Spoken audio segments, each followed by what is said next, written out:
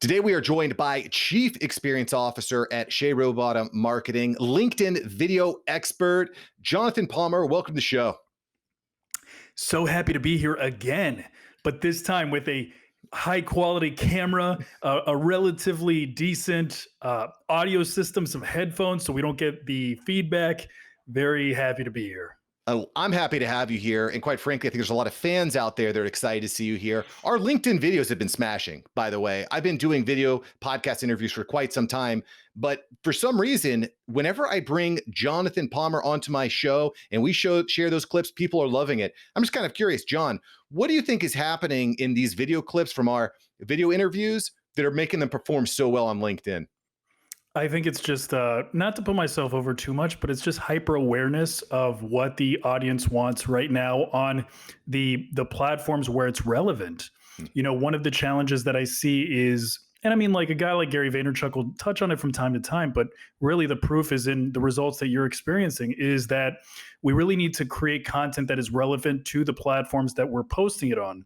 You know, so like this stuff works incredibly well here because there is authority, you know, in terms of like, you know, my influence there, but also it's the type of content that we're creating, right? So if you posted this video on Instagram, I have no doubt that nobody would know who I am. Nobody would understand why this is valuable. So it's so important to pick content that is relevant and timely and the right individual for the platform that you're choosing. Well, I definitely agree with you on all accounts there, because this show, The After Hours Entrepreneur, is distributed across many different platforms, everything from LinkedIn to TikTok to Facebook. And by far, to hit right on that nail that you just hit there, LinkedIn is where it's resonating. And do you think that's because people on LinkedIn are hungrier for learning? They're more professional? Do you think it's leveraging the awareness that people have for you? I want to put this into a little bit more context, actually. The first post that I had made, the first video that I shared of us, Shay actually left a quick, like, love Jonathan, great video. And then all of a sudden, it just started taking off. Do you think that maybe took a place? Like Shay liked it, so everyone else is going to like it?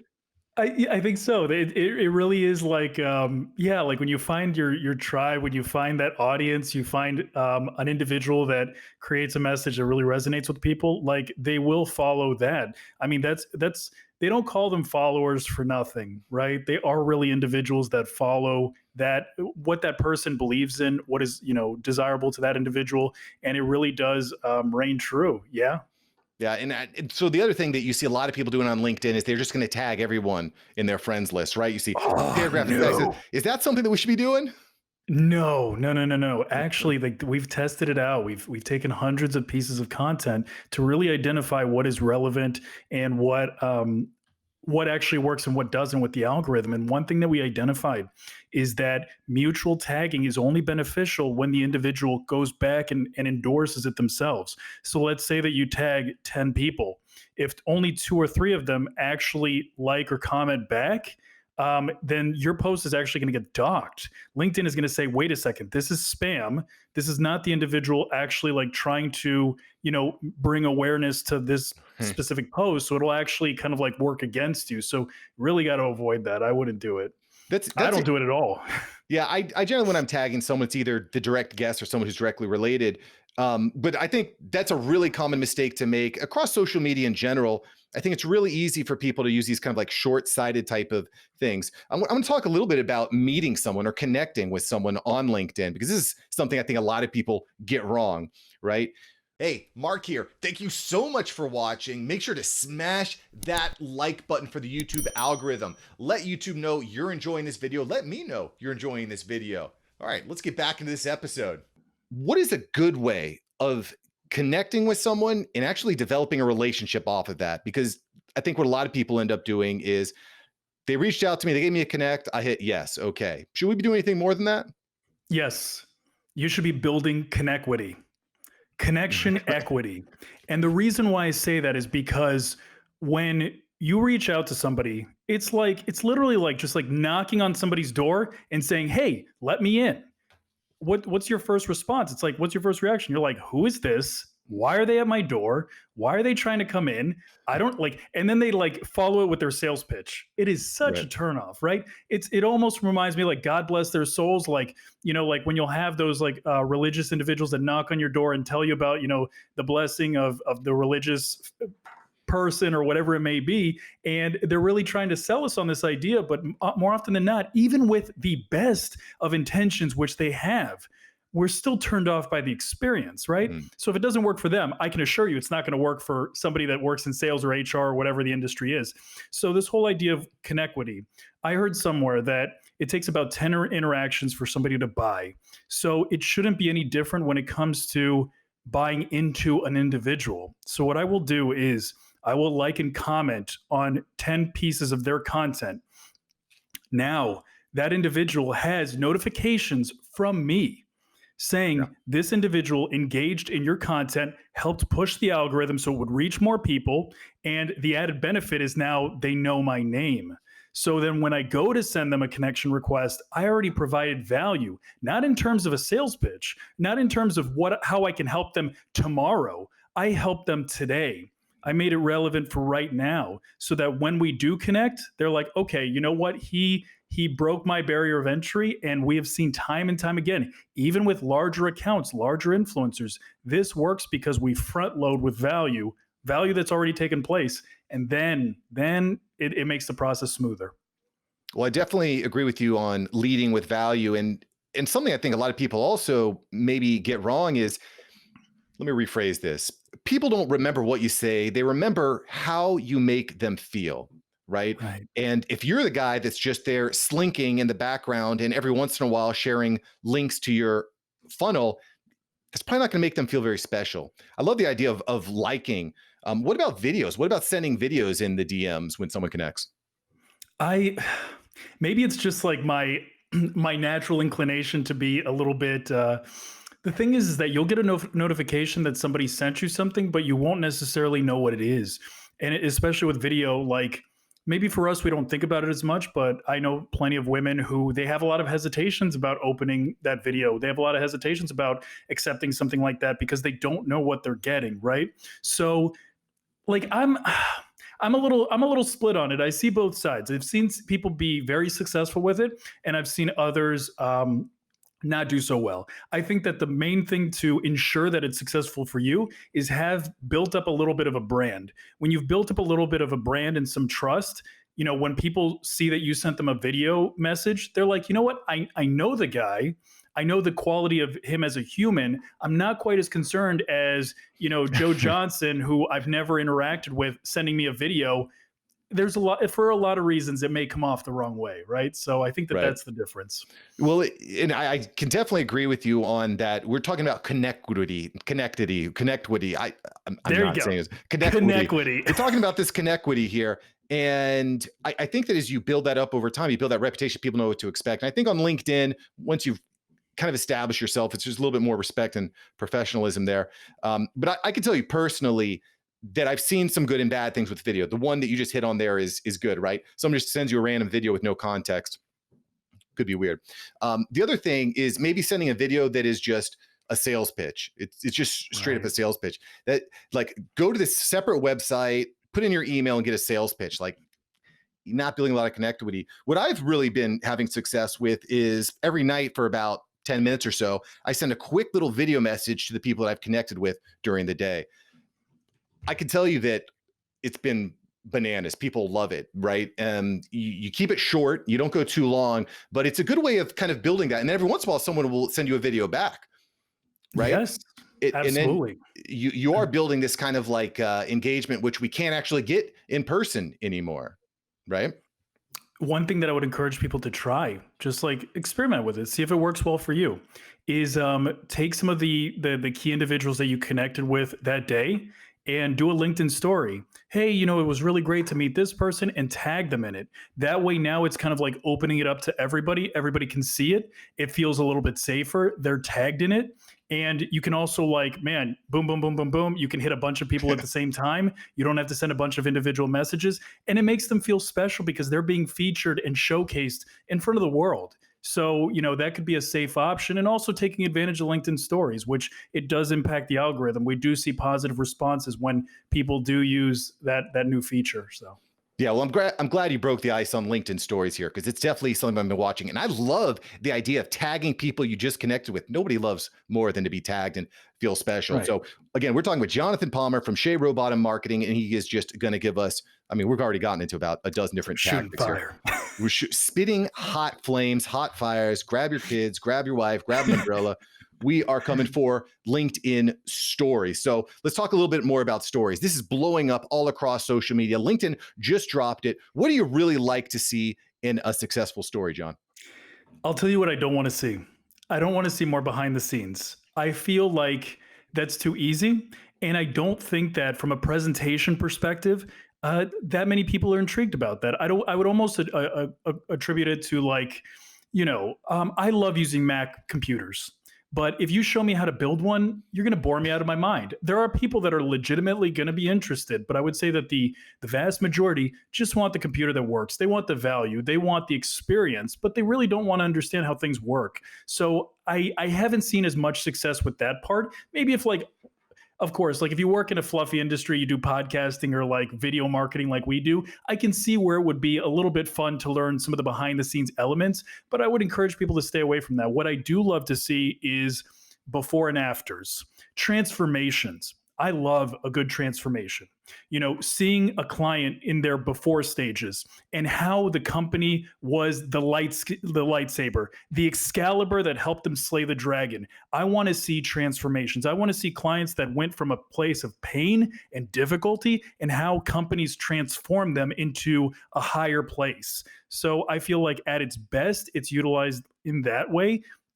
Step by step process, walk us through, like the customer journey, like how, like it could be anything, but some of those ideas, like in video marketing, how like my script writing process works. That could be like my creative process, step by step. I open up a voice typing, Google sheet, walk them through that process, how I develop my ideas, anything like that, how to's, all of that stuff. Very powerful on LinkedIn stories. It just isn't being utilized as much for that purpose right now. Yeah, well, I think people are trying to figure it out. I primarily use it for marketing or awareness. Hey, new YouTube video is out. Go check it out here. Can I And encourage you to try something? please, let's do it. Okay, so if you're going to promote your YouTube video, which I commend you for it, great idea, but turn it into two separate slides. Here's why. Have the first one be the challenge, or like what would be, is it like plugging a podcast or something like that? Well, let's say we're plugging this show, for example. Maybe we'll Okay, use so the if we're plugging strategy the on the show, show. yeah. So the first slide that I would create, the first LinkedIn story I would create was like whatever challenge I am remediating. Like, so John, what is the biggest secret about LinkedIn stories, right? So this creates a curiosity gap, right? Like we need to create curiosity so that people feel invested to check the next story. And then with the next story, you hit them with, like a big value bomb, right? The reason why we want to create more than one story is because we want to know how many people are actually watching. The thing Mm. about LinkedIn stories is it's just a cascade. It's like you could just go from one to the next to the next. But if they watch the second one, they actually invested in the first one. The only way to know if people are engaged is to have that second slide to see if they stuck around. Really, really good stuff. Two slides. You heard it here from John. John, do you think that it needs to be video or could it be photos taking us on this journey? What do you think about that? Photos versus video? I think photos are underserved on LinkedIn stories because they're a little bit more challenging. It's like anything in life, right? It's very easy. Well, I mean, jury's out. It's a little bit easier, I suppose, to just jump on camera and deliver your message and just keep it concise. But I think it does take a little bit of more work and intention to actually write out something that looks nice. So I always go I go the opposite direction of where everybody else is headed, right? So if everybody else is doing behind the scenes video content, I want to do a picture post or a text post that just makes it stand out a little bit more than everybody else. And you do find that it makes it more impactful. Yeah, I definitely am with you there. Standing out, doing things that are different. GIFs are something that I like to use a lot. Yes. It's hard to quantify how effective that is. Of course, tagging people, like you had mentioned earlier, tagging people. And I think we're going to see LinkedIn drop a lot more features in the near future. I mean, TikTok has completely changed the game on how we consume 5 to 15 seconds worth of content. And I just think we're going to see that really evolve. Seeing it on YouTube now, we're seeing it everywhere. Everything has stories. So some really, really good takeaways there. John, I would be remiss because I want to talk about something else that to me is really under the radar. I do not see a lot of people doing this, and that's uploading documents to LinkedIn. You've had a post that's hit like over 100,000 people now, over 100,000 people on one post. So Jonathan, what is up with documents and sliders? Why? What is up with this? What's going on? This is crazy. So, little secret just for your audience. Like I'm getting goosebumps because I feel like I'm like such a sneaky guy. So, promote a post. Like try it, guys. Promote a post and say 100,000 view post, right? Like create a video and then like create a link at like in the comments and say 100 this is the video that reached 100,000 views. I was able to take that video that did 100,000 views. It's about to hit 300,000 views. Why? Whoa. Because I called it the 100,000 view video. And so many people clicked that link because they wanted to see what it was all about. So, like, I made it grow within itself. It's almost like an inception thing.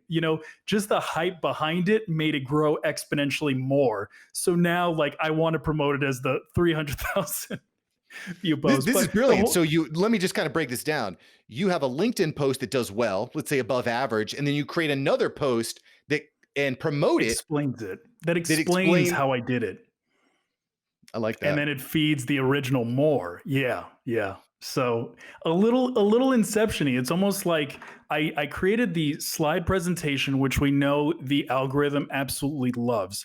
The algorithm loves these document upload slider, slideshow presentations. So I create it. I do it in a very unique way. It looks a little choppy. It doesn't look super professional, but that was the idea. I wanted to create a piece of content that other people could duplicate and do relatively easy, because that's one of the things. Like, so many people on LinkedIn have this approach where they feel like they need to provide the absolute most value every time that they post. The challenge is, so here's how they'll do it. It's like they'll give you the instructions to build a house. And it's like, well, how valuable is a skill like building a house? You teach people how to build the foundation, the walls, everything. But for most of us that are consuming social media content, we recognize this is far too complicated for me to do. So instead of having the desired result, which was, I can do this, instead it just overwhelms people and defeats them. But if I told you, hey, here are some strategies so that you can organize your work from home station, then it's like, oh, wait a second. Yeah, I could handle that. I could do that right now. That's the difference between a great piece of content and a mediocre one that you assumed would do really great, is breaking it down into these micro steps. So what does that have to do with the document uploads? I created a format in a way where anybody with an hour of time could create the same thing. And I feel like that's an important element in its success. And I gave you all of the instructions how to do it for yourself. But through that, it actually reached it broke 100,000 because I was showing people how to do something to reach, Well, a lot of what you put in there, I just want to put this out there, John. A lot of the stuff that you're putting on this post, so these documents basically is 12 pages of top tips to explode your brand on LinkedIn. That's basically what the post is, for a little bit of context here. But you were giving away like the keys to the castle. Like, Yes. should we be worried as content creators and as people who are trying to make money doing consulting and coaching or business? Should we be afraid that we're giving away all of our best stuff for free? Is that a concern of yours? Not at all. Not at all. Not only do I believe in karma, that you put everything out there, whatever you put out there is going to come back to you. It's almost like, man, how can I put this? I could put a football in somebody's hand. I can't get them to play the Super Bowl, right? Like I could train somebody day in and day out for 20 years to, do a specific task. And they're not, like, if it's like a Michael Jordan or a LeBron, if I taught somebody how to play basketball for 20 years, LeBron is going to get out there and he is going to destroy whoever it is, because he just has that intangible, that gift. Maybe it's like that extra special dedication, the eye, whatever it is, the love, the passion for the game. It doesn't matter how much you show people all the tools. That's not what people are paying for. People a lot of times, especially for what we do, they buy into the person, they buy into the individual. And then The other side of it is the value that they're going to gain in their businesses. But this is how we have the ability to charge more. And this applies to any of your businesses. What is going to separate you from your competition? Yes, like obviously there's so much value that you can gain from the stuff that we can give away, but really you're buying into the individuals behind it. The ones that are empathetic and really care about you, will nurture you. I'm selling the nurturing. I'm selling the love, care, and attention. And I demonstrate that by giving it all away. So people buy into people. People don't buy into the product. Yeah, and this kind of harkens back to something we talked about in the very beginning. It's give them a quick win. Give someone a quick win, something that will actually impact their day right now or impact their business right now. And you never really know what that's going to be, but you got to keep trying new things, which is why I haven't actually tried this slider document type option for posting on LinkedIn, but it seems brilliant to me. I mean, you're exploding your brand, you're reaching a ton of different people. The other good cool thing here is that a lot of times on LinkedIn, Jonathan, when I consume a piece of content, that's it. I'm never going to see it, never going to think about it again. But that's a little bit different when you use the document post option on LinkedIn, right? It is. It is. It has the download feature, and that's something that I discovered through a comment. This is why we always need to be in our comment section, really paying attention to what people are asking. And as consumers, we need to be asking those questions because that's what makes my content better. If I don't have people asking questions, I don't have new ideas. So, a lot of my content originates from that comment section, from messages I get in my inbox. But yeah, the download feature is so important because from the time that I really started to invest in LinkedIn business from a business perspective, I always thought in my mind, how can I create a post or a piece of content that gets somebody to pick up their pen and actually write something down? Like that is my goal. The reason why is they can leave their desk, they can come back, they have that note written down. They're going to think about me. They're going to think about my contribution and hopefully take action towards it. The thing is that realistically, that's a lot of friction. Somebody picks up a pen, somebody actually writes something. That's a little more difficult. LinkedIn actually lets you touch one button and you are essentially saved in that person's computer. That is power. To me, that is so much more powerful because having your file, your document uploaded on their computer, downloaded on their computer, they have no choice but to see it every once in a while. So it's almost like having an ad within their computer. Right. How can you beat that? So It really I feel like reminds me of the lead magnets that people often use to generate and build their email list, right? But by putting it there, you're able to get in front of more people more quickly. I mean, the way what I'm kind of thinking about, Jonathan, and I'll just put this out there for everyone out there. You can try this. Let me know. Let John know. Tag Mark Savant Media and Jonathan Palmer. We want to know. Using our old lead magnets. I've got 5 or 6 old PDF documents that are sitting there. It's got a lot of quality stuff. I'm just not actively using or promoting them now. I mean, that seems like a gimme, right? It's an easy opportunity to remix it. Like the only recommendation that I would make is consider like what is relevant today. Like I have a lot of clients that have ebooks. They have like a lot of different, like portfolios, or they have like what are those documents? Like the fold ones, like the trifold Right. brochures, like all that kind of stuff. And what I really encourage them to do is consider the language they're using. When people hear the word ebook, it's like you almost cringe. You almost like, oh, I'm being sold something. But if I sell it as a cheat sheet or an essential guide, it's just a word change. But the word changes are so powerful because it's not quite as familiar. It doesn't carry the stigma. So I try to sell as many experiences as I can as opposed to PowerPoints, because essentially that's all this was. But I tried to turn it into an experience so that you didn't have that same feeling as you were consuming it. Yeah, I like that. I like that. It's very much like an outline, a lot of quick wins, you probably some minor reformatting. So, I mean, I'm assuming each page is just gonna be like kind of like a standard Word document size Right. image. Super simple, super clean. I would definitely encourage you. Actually, if you're watching this on YouTube or listening on the podcast, I'm gonna have a link below so you actually see a real life example of what Jonathan has executed on and we've been talking about here. This is really great stuff.